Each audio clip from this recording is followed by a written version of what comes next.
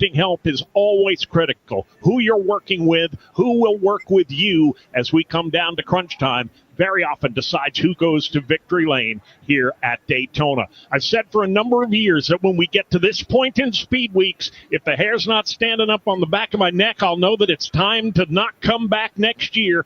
Well, God willing, and the creek don't rise, we'll see you next year, because this is a big deal. Now let's go to the other end of the back straightaway in Killingly, Connecticut's Kyle Rickey. All right, thank you very much, Dave. And good afternoon, everybody. As the cars exit turn 2, they'll spill onto the 3,000-foot Daytona super stretch, a straight piece of asphalt that will see the drafting lines come together and often fall apart as the Thunderbirds come screaming by one more time.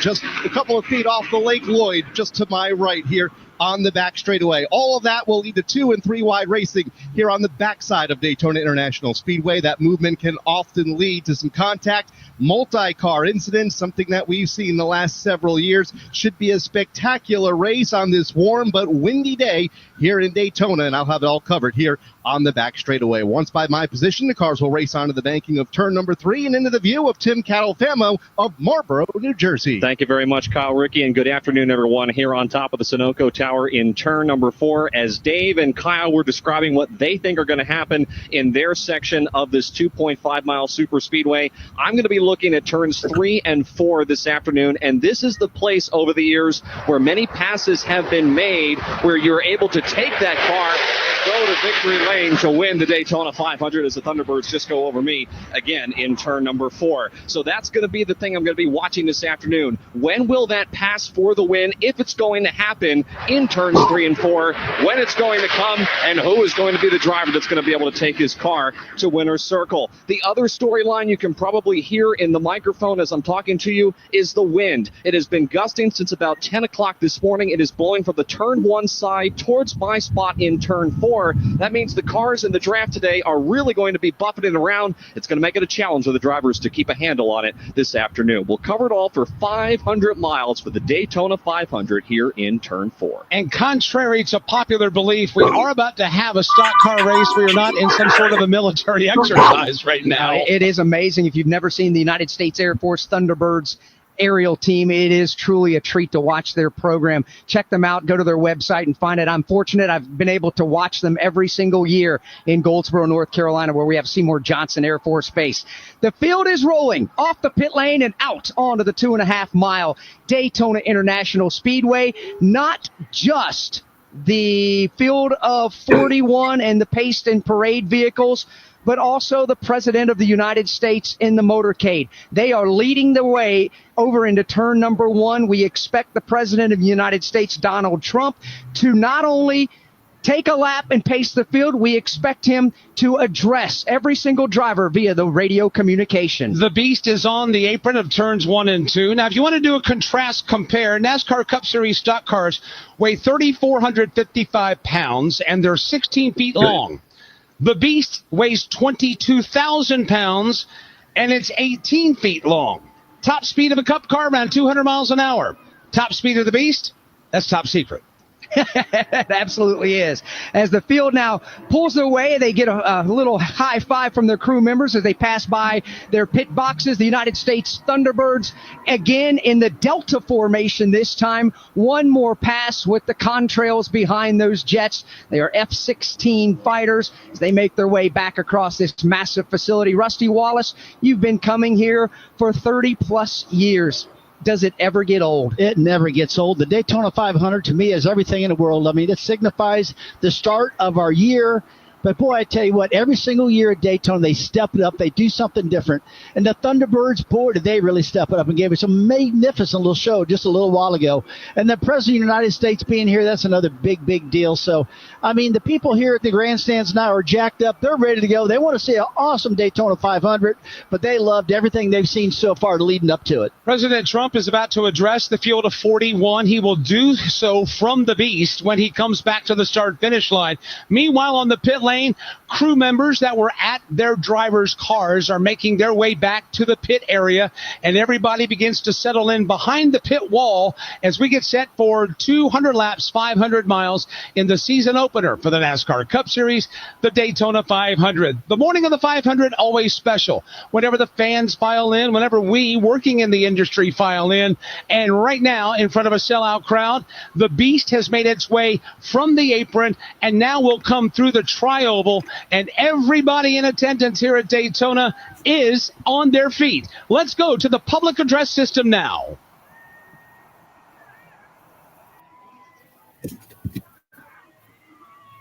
We are waiting President Trump to address the field of starters as they come by the start-finish line.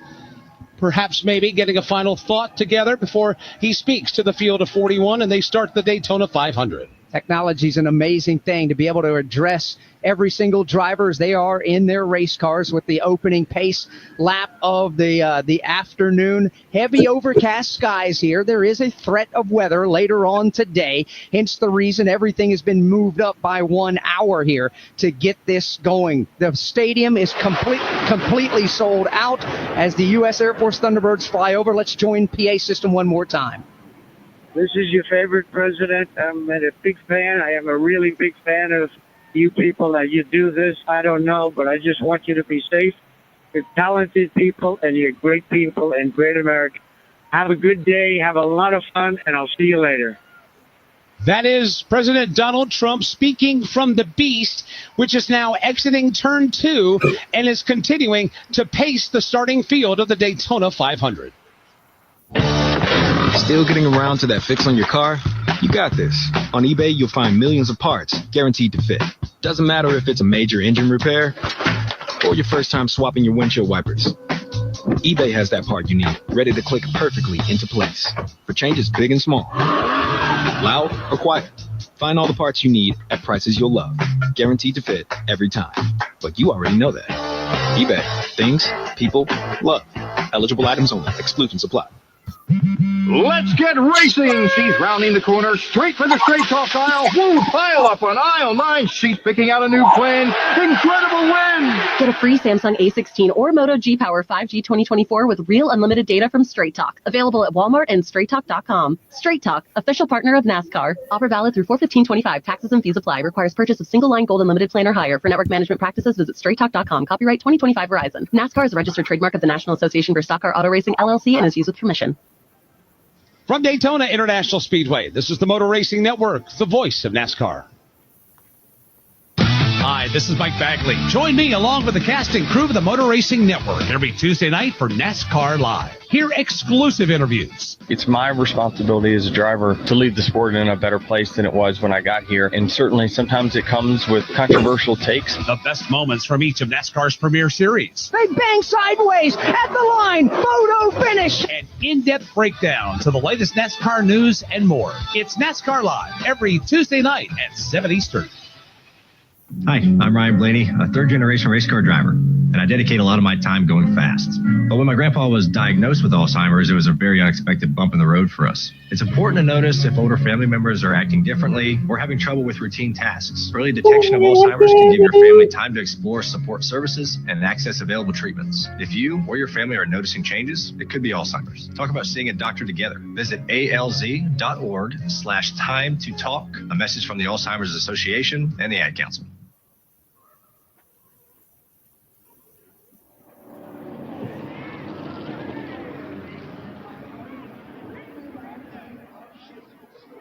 The Beast has pulled off of the Daytona International Speedway and is headed to the infield. We welcome you back, and we are closing in on the start of the Great American Race. Let's go trackside and check in what last-minute stories are in place before we go green. We go first to Steve Post. Mike, the Daytona 500 win would mean so much to everybody here, but maybe none more than Alan Gustafson. He's crew chief for Chase Elliott. Alan, a native of Ormond Beach, Florida. He grew up as a little kid coming over to this racetrack. He has more than 700 starts, 39 wins. He has one here on the road course, and they finished second here back in 2021. Alan, this is a taste of home. He stays with his mom when he comes down here. It allows him to get away from the racetrack and then focus back in, and we'll see what happens with it. But Alan Gustafson, it'd be a hometown win here for Alan if he can pick up the win here today with his driver, Chase Elliott. They start in position number 17. Chris Wilder? Well, Steve, a year ago in this race, Alex Bowman came within a blink of an eye to winning the Great American Race. It was a painful pill to swallow. It stuck with him throughout most of the 2024 season. I spoke to Alex's crew chief, Blake Harris, today. He said despite all they went through a year ago, including missing the round of 8 on a penalty, the confidence in this core group has remained higher than ever. He spent time with Alex in the offseason, including at the Chili Bowl, and Blake said this is the most pumped up they felt going into a new season. It's not been an easy week. Alex starts from the rear and in a backup car after a Thursday crash in the duel, but Blake told me the gains they made yesterday gave them all the confidence in the world that with track position, they can put Alex back in that position to hopefully hoist the Harley J. Earl Trophy this year. Alan Cavana? I'm standing at the entrance of pit road, Chris Wilner. There's likely no more pivotal point on the racetrack than where I'm standing today. The goal is to get to pit road as quickly as possible while also slowing down and not speeding. This can make or break your chances of winning this race. Teams have studied the best way to do it. Drivers have practiced their entrance all weekend. Now it's time to execute. Let's see who does it best. The field now making their way down the pit lane, making sure the tachometer is where it needs to be for the 55-mile-per-hour speed limit. Let's pause 10 seconds now for station identification on the Motor Racing Network.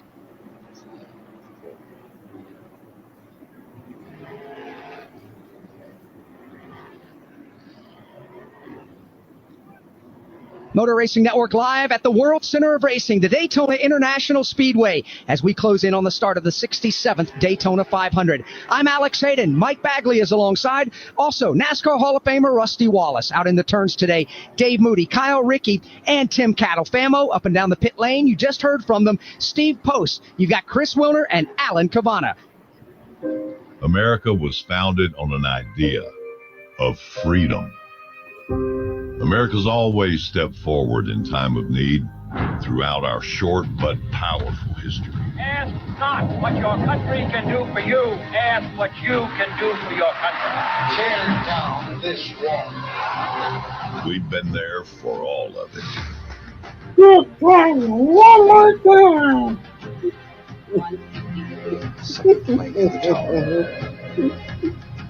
Our heroes are humble.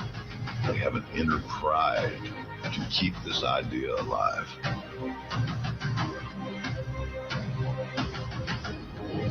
Protectors are born, they're not made.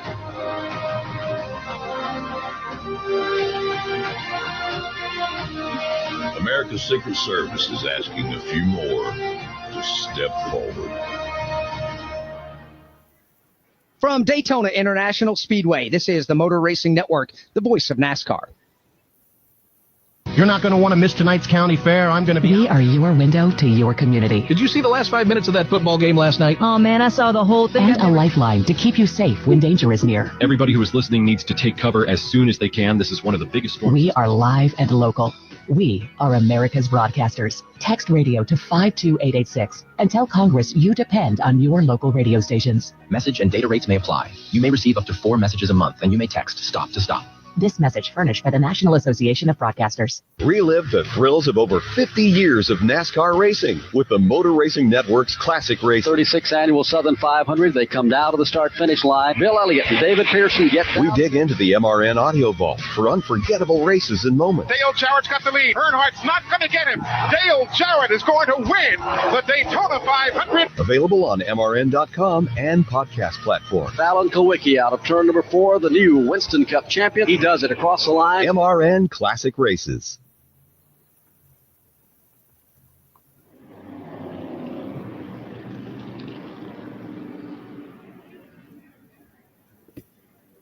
We've just gotten the 1-to-go signal here at the World Center of Racing. Next time by, the green flag will fly, and we'll get the 67th running of the Great American Race, the Daytona 500, underway. Well, 65 laps the first stage. Lap 65, that is. Lap 130 will be the end of stage 2. We're going to go 200 laps today. There will be many twists and turns. Rusty, you've gotten the 1-to-go. You've told us you've gone through all the pre-race pomp and circumstance. You put the helmet on and all that stuff. You're in there by yourself. So what is this last 2.5 miles like for you before you see the green flag? We're totally focused on the car right now, making sure I get my shift just right, coming through the gear ratios, making sure I don't miss a gear, something like that. But right now, I'm just focused on doing everything right on the start of this race.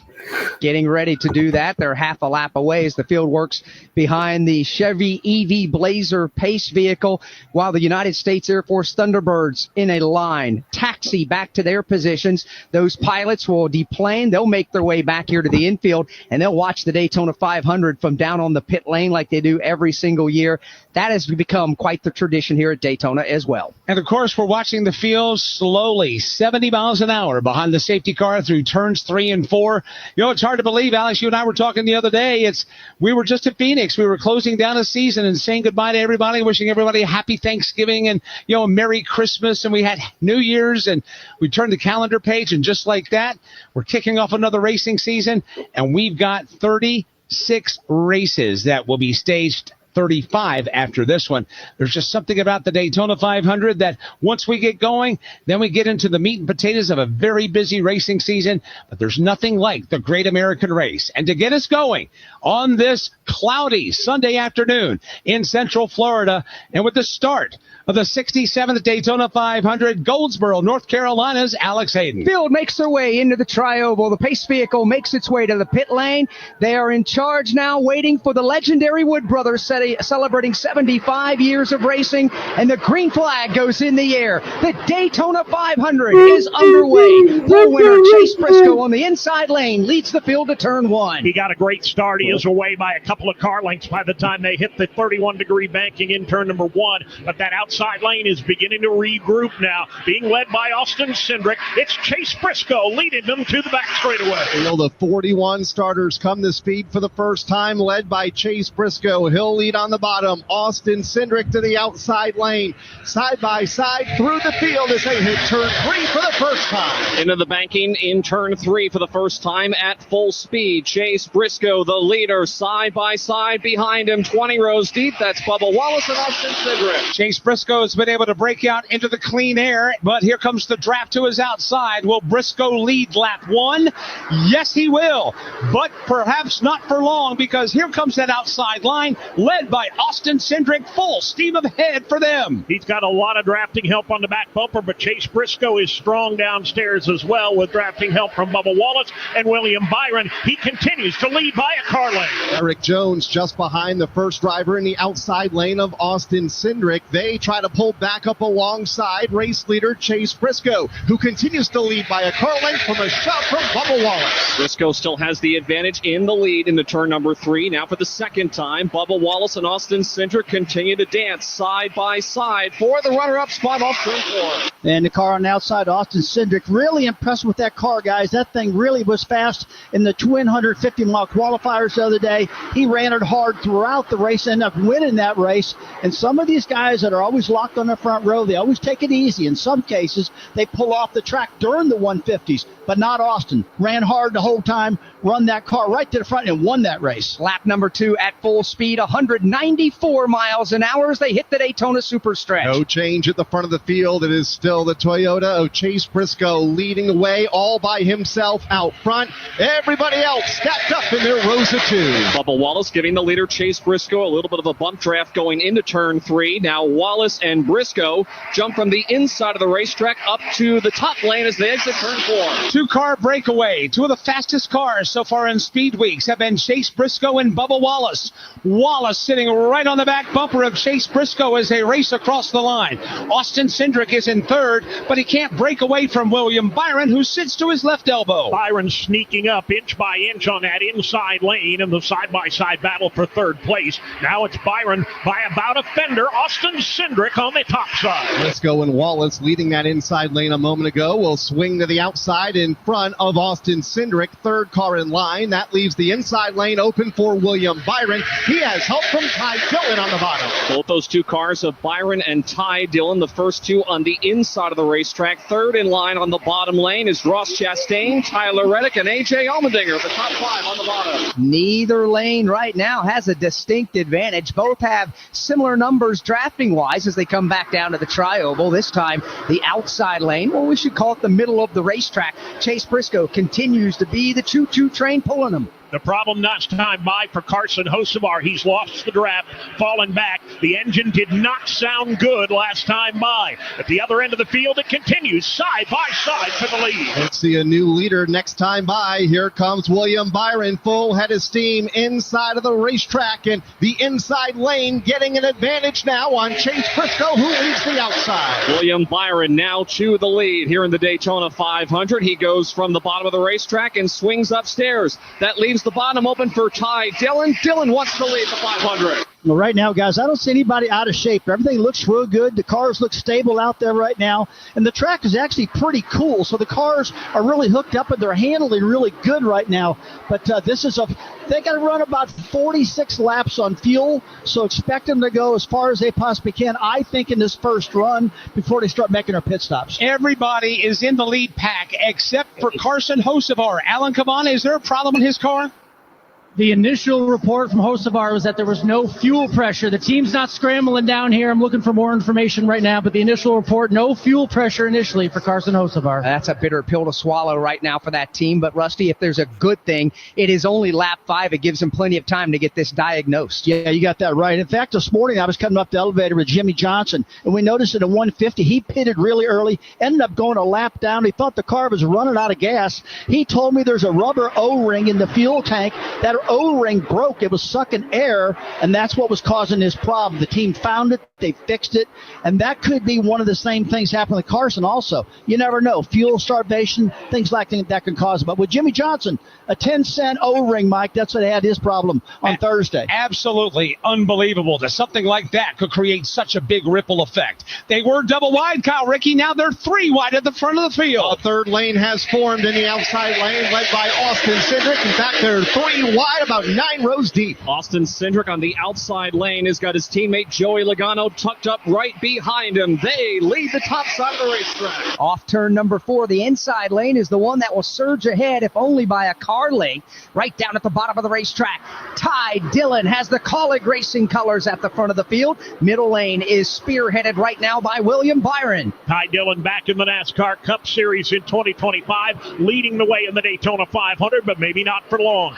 To the outside lane, here comes William Byron, drafting help from Chase Briscoe. And that'll propel Byron to the front of the field. Once again, all by himself at the point. They are 2 wide for second, 3 wide from 4th on back. Byron goes to the outside to throw the block on Chase Briscoe, trying to advance. Briscoe had a run going into turn number 3, but now he backs off. William Byron trying to keep 3 lanes of traffic behind him. He's the leader out of turn 4. They race double wide for the lead for a moment. Now they're 3 wide for second. Austin Cindric has the freight train rolling up top. You got Chase Briscoe in the middle, Ty Dillon at the bottom, William Byron right in the middle lane. Now we'll pull down to the inside to block that advance. William Byron, the meat and the sandwich, but he will shoot that gap and pull forward into a side-by-side battle for the lead. Byron in the middle lane, Cindric up high, Ty Dillon trying to fill the bottom. Austin Cindric to the extreme outside lane in that 3rd row of traffic that forms up on the back straightaway. Nearly 3 wide for the race lead with Ty Dillon on the bottom, William Byron in the middle, and Austin Cindric topside. They are 3 by 3, about 10 rows deep as William Byron now exits the middle lane and goes back down to the bottom. Austin Cindric still trying to move forward on the top side of the racetrack. Aggressive racing early on. These drivers getting after it, and now the caution flag flies.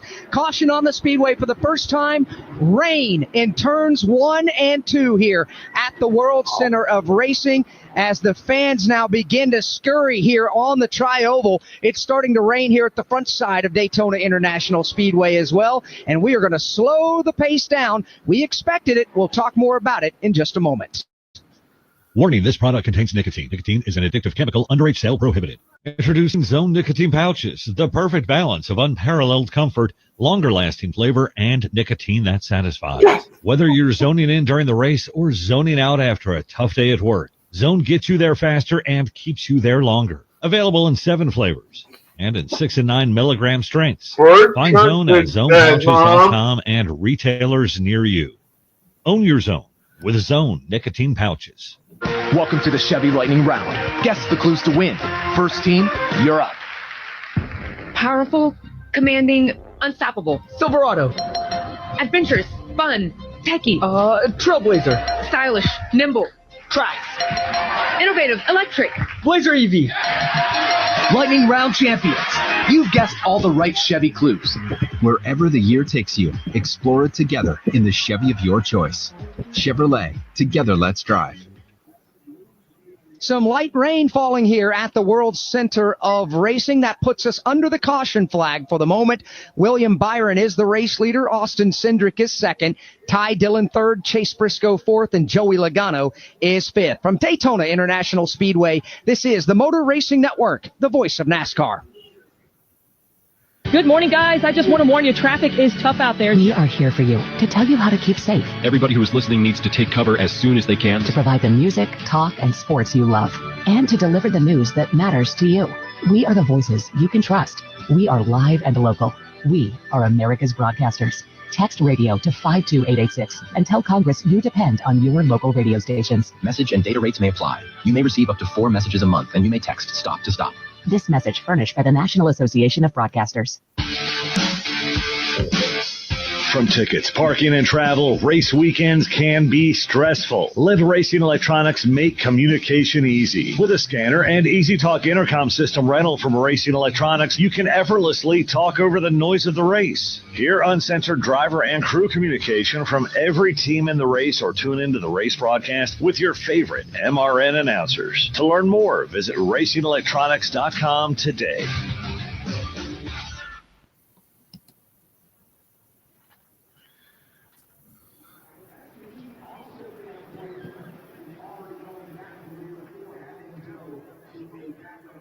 Back here at Daytona, the race cars are still on the racetrack behind the pace vehicle as the light sprinkle continues to fall here on the front side of the World Center of Racing and over towards turns 1 and 2. We are going to have the field brought down the pit lane this time by, and the cars will go to their pit boxes. Now, Rusty Wallace, you touched on this at the top of the broadcast on NASCAR Live Race Day. We expected weather to come through the Daytona Beach area. I think everybody has access to a radar. They see it, but they also know it's a very thin line of showers. Yeah, it's a pretty thin line. It should be getting through here very quickly, hopefully. Then you obviously got to drive the track a little bit. I guess one thing that was on my mind in 2020 when our president, Donald Trump, came by for the race, he got to do the accolades like he did a little while ago, but never got to see one lap of the race because it started raining on the parade lap. It made me feel so good. They got to see 10 laps of these cars ripping by at over 200 miles per hour. The entire press pool from around the world was here looking at that too, and I know they're going, oh my God, they've probably never seen anything like a NASCAR, 40-some cars rip by at over 200, and how loud these cars are. It had to be a heck of a moment. Yeah, absolutely right about that. And the president, Donald Trump, is still here on the property as the cars make their way into their pit boxes here with the light rain falling. Let's check in the race leader's pit. That's William Byron's pit with Alan Cavana. And a beautiful looking race car, flame colored number 24. And with his crew chief, Rudy Fugel. You're in the lead, 10 laps in. What'd you learn in those 10 laps? Yeah, I mean, it looked fun out there. The Exalta Chevy was fast as it has been all week. William did a good job. We kind of, with the rain coming and that kind of forced a pit stop, we should all be able to we have to save a little bit, but we should be able to make it after this, I think. So trying to get track position, have a good pit stop after we get the track dry and go forward. Track position is so important. How do you tell your driver to both be aggressive but obviously take care of the car? Yeah, for sure. I mean, it's tough. It's a fine line of, cautiously aggressive, like you said, and, that's why they do what they do, and I just sit up here and just try to give them pointers. Rudy's pretty good at what he does. Their car's in the lead right now, guys. Absolutely right, but they're in the best spot right now as far as the race lead goes. Now, again, there is some sprinkles falling here, at least on the tri-oval side. This is a monumentally big facility, 2.5-mile racetrack, let alone the grounds all the way around it. So why don't we go around the racetrack to our turn reporters and get the latest AccuWeather forecast and weather report, starting in turn 2 with Dave Moody. Well, after a quick consultation with the Super Doppler Weather Warner 3000, Alex, I can tell you that it's not raining here at all. We got just a slight little sprinkle, lasted 2, maybe 3 minutes, nothing really to write home about. Probably could have continued racing through it if it was just as hard as it fell here in turn number 2. But other areas of the racetrack, I know, got a little bit more than that. How about you, Kyle Rickey? Things looking good down here right now, Dave. Like you, over in turn number 2 here at the end of the back straightaway, we had a light sprinkle, lasted about 3 or 4 minutes. About 5 minutes to go, but right now there is no moisture falling from the racetrack.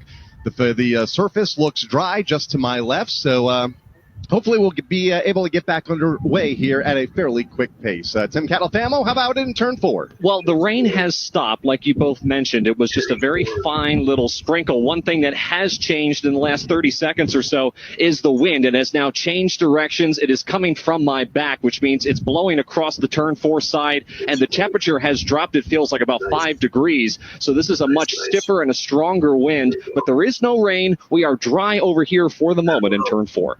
And we are under caution flag number 1 for rain in the Daytona 500.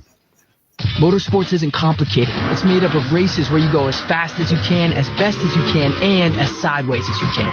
Our team, Toyota Gazoo Racing. Toyota makes some seriously fast cars, and they all have great drivers, ones that win a lot. Denny Hamlin, Christopher Bell, they're all part of a big, happy family of speed demons. Now you're up to speed. You in? Follow the action at tgrna.com. Toyota, let's go places. NASCAR is a registered trademark of the National Association of Stock Car Auto Racing, LLC. Local radio brings people together like never before. It's a beautiful hometown weekend out there. We've got Your local stations keep you informed and involved with music, talk shows, and real-time news updates you can trust. We are live and local. We are America's broadcasters, connecting you to what matters most. Text radio to 52886 and tell Congress to support your local radio stations. Message and data rates may apply. You may receive up to 4 messages a month, and you may text STOP to STOP. This message furnished by the National Association of Broadcasters. The yellow flag has now been replaced by the red flag as we have some precipitation falling over the World Center of Racing. From Daytona International Speedway, this is the Motor Racing Network, the voice of NASCAR. The thrills of NASCAR racing from over 55 years of Motor Racing Network broadcast. Bobby Allison brings the race car right down in the middle of the track, crosses the start-finish line, and he will win the 24th annual Daytona 500. Bill Elliott wins the Hooters 500. Alan Kulwicki, 1992 champion. MRN Classic Races. And the whole pack steaming for the finish line. Dale Earnhardt wins a Winston 500. Find all the classic moments on MRN Classic Races on any podcast platform. Hi, I'm Ryan Blaney, a third-generation race car driver, and I dedicate a lot of my time going fast. But when my grandpa was diagnosed with Alzheimer's, it was a very unexpected bump in the road for us. It's important to notice if older family members are acting differently or having trouble with routine tasks. Early detection of Alzheimer's can give your family time to explore support services and access available treatments. If you or your family are noticing changes, it could be Alzheimer's. Talk about seeing a doctor together. Visit alz.org/time to talk. A message from the Alzheimer's Association and the Ad Council. Gavin Williams first. Dodgers. Kaspers. Welcome back to Daytona, presented on MRN by Progressive Insurance. Save when you bundle motorcycle, RV, and boat insurance. Visit progressive.com. We mentioned earlier when they were on the track under green conditions, Carson Hocevar had missed and lost the draft quite a bit with a potential mechanical problem. Let's follow up in that pit with Alan Cavana. Carson came over the radio and said, hey, I have no fuel pressure on pump 1, and that's what made him drop all the way back and lose the draft. These cars are equipped with 2 fuel pumps, so he switched over to pump 2. It seemed like everything was better after that. The larger issue, guys, is that they had a similar issue in the duels. A faulty fuel pump that they had to switch over once again, and listen to the radio, the chatter back and forth. They never fully diagnosed what the issue was initially back on Thursday during the duels. A lot of discussion going on right now. I saw some of the Hendrick motor personnel up here on the pit box trying to diagnose and learn some of the information about the 77. So some questions going on, but the car running well. Again, they had to switch to fuel pump 2, and everything was working better. Carson Hocevar competing in his second Daytona 500. He a part of the Spire Motorsports fold, and they have really undergone some personnel changes in the offseason. The name Matt McCall may be familiar to you. He was a crew chief for Brad Keselowski, used to be with Chip Ganassi Racing. Now Matt joined Spire Motorsports as the director of vehicle performance. Dax Geringer, who used to be an engineer at Stewart Haas Racing, and Ryan Sparks all have come together to be that brain trust behind the scenes. When with all that's going on, you talk about Michael McDowell, Travis Peterson. Spire Motorsports has been under a tremendous state of construction the last few years, and they took a big swing at it in the offseason. And they did, adding also Rodney Childers and Cheddar Smith, the car chief that used to be over at Stewart Haas Racing. That's a championship pair. They're used to winning races and NASCAR Cup Series championships, and that is something that is changing the culture there at Spire Motorsports. They're no longer interested in running mid-pack. This is a team that has made the investment financially, made the investment in their people to now start winning races and contending week in and week out on every style of track, and more importantly, put themselves in position to try to go win some championships. Saw Bubba Wallace a moment ago running in position number 2. He has fallen back to 5th. Let's get an update on Bubba and his team with Chris Wilner. And it's Charles and Ike, the crew chief, for the first time here in 2311 for Bubba Wallace. Well, all the anticipation, all the practice, the prep, we get a few laps in, and now we're batting down the hatches here on pit road. Describe just what you saw in there the first opening circuits. Well, we were just kind of getting sorted out, not really pushing too hard, making sure we kind of knew where we were at. Now it looks like we're going to wait a couple hours.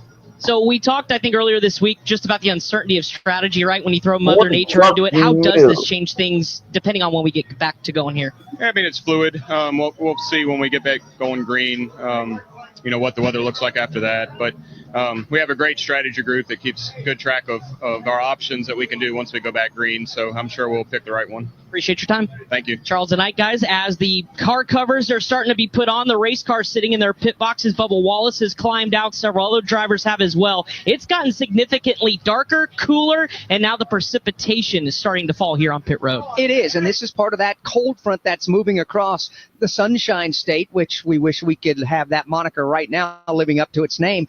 But Rusty Wallace, let's talk a little bit about this. There are lights here at Daytona. We're not unaccustomed to racing under the lights here. But when you set your race car up for the Daytona 500 all week long to race in the afternoon, which with you expect some sunshine, some warmer temperatures, we got a cold front pushing through. Potentially racing later this evening here under darkness and cooler temperatures. What does that do to the handling of a race car? Well, generally when the track cools down, the tires just stick a lot better to the racetrack when the heat's not on the track. And so what will happen, if anything happens to these cars, it's going to hook up the front of the car more than it will the back of the car. Now, back in the old days, we used to call it tightening up. The car would tighten up and you would slide the front end. But now with these cars, the front end's laying on the ground so much, it makes the front end more efficient yet when the track cools down. So what will happen, if anything, the drivers might start saying, hey, the car's a little bit loose, got a little looser, and have to make a tire adjustment or something like that. But honestly, here at this track, as good as the condition the track is right now, I don't think the drivers are going to have hardly any problem at all. I expect that the speeds will be faster just because it's cooler, and I think the handling is going to hang right in there. You won your share of races in the day. You won your share of races at night. Which did you prefer as a driver? Oh, man, I was one of those drivers that always liked when it was hot and slick. I like the cars slipping and sliding around the racetrack, and I always worked really hard to get the cars handling as good as I possibly could, and that was my thing, man. I love working with the chassis of the car, the tire pressures, shock absorber design, stuff like that. So, that's one thing I had going on. You asked earlier about what was my race here like in 2005, my last race at the Daytona 500. I remember that day. I was proud of ourselves because the track was really hot. It was really slick, and my car was hooked up, and a lot of cars weren't. And when the track cooled down, everybody caught me, and I couldn't hold them off any longer. But the temperature did that much of a change. And those are the thoughts of NASCAR Hall of Famer Rusty Wallace. Every sports fan dreams of going pro and wants that feeling of being at the top of their game. So now is your time to stop dreaming the dream and start living it.